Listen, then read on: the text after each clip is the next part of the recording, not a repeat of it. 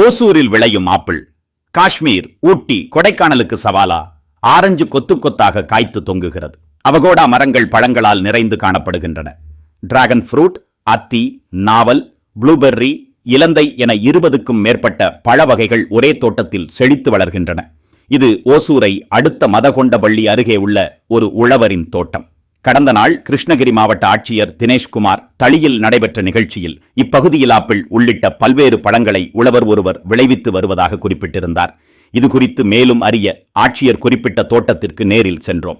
உழவர் லட்சுமி நாராயணன் தமது 15 ஏக்கர் விளை நிலத்தில் 6 ஏக்கர் நிலத்தை ஒருங்கிணைந்த வேளாண் முறையை நடைமுறைப்படுத்தி ஏராளமான வகை பழமரங்களை வளர்த்து வருகிறார்.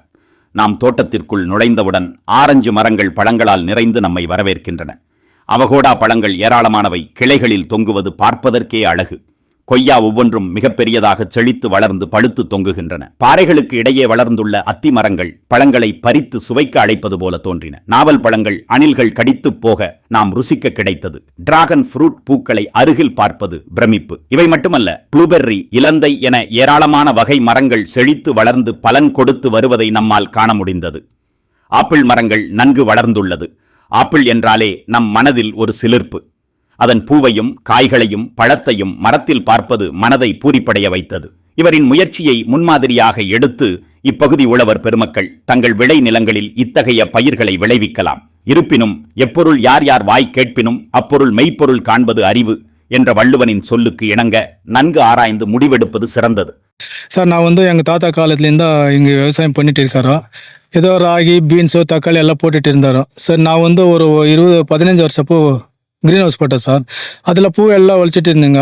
ஓப்பன் பில்லுன்னு சார், இப்போ சப்போஸ் இங்கே இருக்கக்கூடிய பக்கத்தில் இருக்கக்கூடிய விவசாயிகள் இதே மாதிரி கொஞ்சம் லேண்டு தான் வச்சிருக்காங்க, 1 ஏக்கர் 2 ஏக்கர் தான் வச்சிருக்காங்க.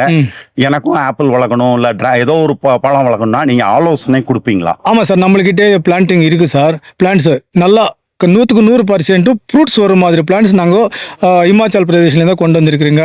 ஆந்திராவில் இந்த தர்மபுரம் இருக்குது சார், அங்கேருந்து கொண்டு வந்து வச்சு நான் இங்கே நர்சரி பண்ணியிருக்கிறேன் சார். நாங்கள் தேன்கனிக்கோட்டை வட்டம் தளி ஒன்றியத்தில் கொத்தப்பள்ளி கிராமத்துக்கு சேர்ந்த லட்சுமி நாராயணன் தோட்டத்தில் நாங்கள் இருக்கிறோம். எல்லா விதமான ஃப்ரூட்கள் உற்பத்தி செய்கிறதுக்கு நம்ம கிருஷ்ணகிரி மாவட்டத்தில் இனிமேல் உற்பத்தி செய்யலாம் என்பதுக்கு அடையாளம் இந்த தோட்டம்.